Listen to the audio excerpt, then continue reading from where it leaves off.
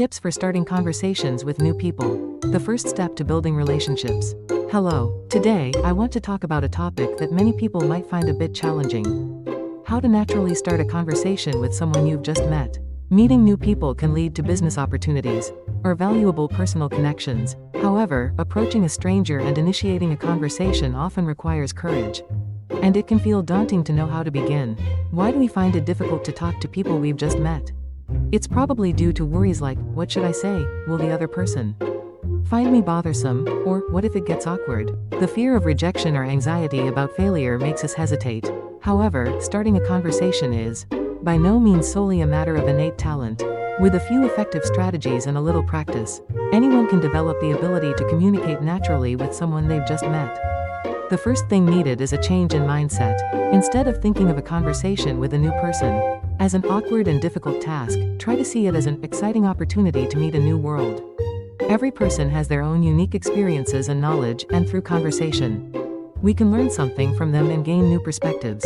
An open mind, genuinely interested in approaching the other person, is the most important thing. So, what specific methods can we use? Let's look at a few core strategies step by step. 1. Utilize the surrounding environment and situation.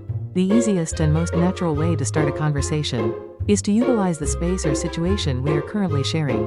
For example, if you are attending an event or gathering, you can start the conversation with a light comment about the surroundings, such as, "This event is really informative today. What part are you most interested in?" Or, "The atmosphere here is really nice. Do you come here often?" If it's an exhibition, you can talk about a specific piece of art, or if it's a lecture, you can share a brief impression of what you just heard. Utilizing the fact that you share a common experience or environment makes it easier for the other person to participate in the conversation without feeling burdened. It's better to bring up something a bit more specific and relevant to the situation, rather than something as common as the weather. 2. Offer a sincere compliment. Giving the other person a sincere compliment is also a good way to start. However, rather than overly focusing on appearance, a specific compliment about their attire, belongings, or something they just said or did is much more effective. For example, saying something specific like, "That tie color really goes well with your shirt. The part about you just mentioned was impressive." Or, "Your presentation was excellent. Especially the explanation about was very clear," is likely to make the other person feel like you are genuinely interested in them and respond positively. Compliments help lower the other person's guard and build rapport. 3. Introduce yourself and ask a light question. When starting a conversation, it's good to introduce yourself briefly. Say something like, "Hello, I'm your name. This is my first time at this event today. Do you come here often?" Along with your name, add a bit about why you're there or a light question. The question should ideally be an open-ended question that encourages the other person to elaborate, rather than one they can answer with just yes or no. For example, questions like, "What were you hoping to get out of today?" Or, "How did you become interested in this field?" encourage the other person to share their thoughts or experiences, allowing the conversation to flow naturally. 4. Listen actively and respond. Conversation is not a solo act, it's something you build together. When the other person starts talking, listening actively is very important. Make eye contact, nod your head, and show interest in what they are saying. And you should enrich the conversation with appropriate responses and follow-up questions based on what they say. Responses like, "Ah, I see, that's really interesting," or "Could you tell me a bit more about?" make the other person feel that their story is valued and encourage them to speak more comfortably. It's important to focus entirely on what the other person is saying right now, rather than just thinking about your next question.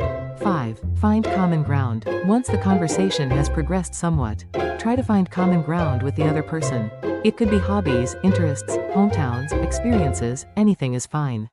Discovering common ground instantly builds rapport and makes the conversation more enjoyable. When you find something in common, express your delight, like, "Oh, I like that, too. I've been there before," or "We have a similar experience." This makes the other person feel a sense of connection. Common ground also naturally provides new topics to continue the conversation. 6. Share information about yourself appropriately. Instead of just asking questions continuously, you should also share information about yourself appropriately. When the other person asks you a question, answer thoughtfully and briefly. Share your own experiences or thoughts. However, avoid talking too much about yourself or sounding boastful. Maintaining a balance in the conversation is important. Revealing something about yourself helps the other person understand you better and feel a sense of closeness. 7. Utilize nonverbal cues. Just as important as the content of your words are nonverbal cues. A bright smile gives the impression that you are an approachable person. Make natural eye contact with the other person and maintain an open posture. Instead of crossing your arms or turning your body away, these nonverbal signals provide comfort and build trust with the other person, making the conversation flow more smoothly. 8. Practice, practice, practice. Finally, all of this improves through practice. It might feel awkward or you might fail at first, but start with small attempts. You can create practice opportunities in your daily life, like giving a light greeting to someone you meet in an elevator or speaking kindly to a cafe employee.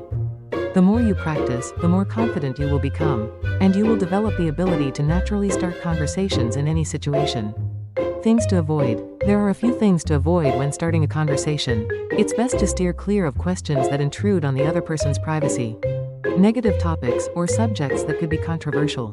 Also, overly exaggerated or unnatural compliments can be counterproductive, and most importantly, if the other person signals that they are not interested in engaging in conversation, it's important to have the sense to politely end the interaction. Conclusion. Starting a conversation with someone you've just met is an important first step in building new relationships. Don't be afraid and try applying the strategies discussed today one by one.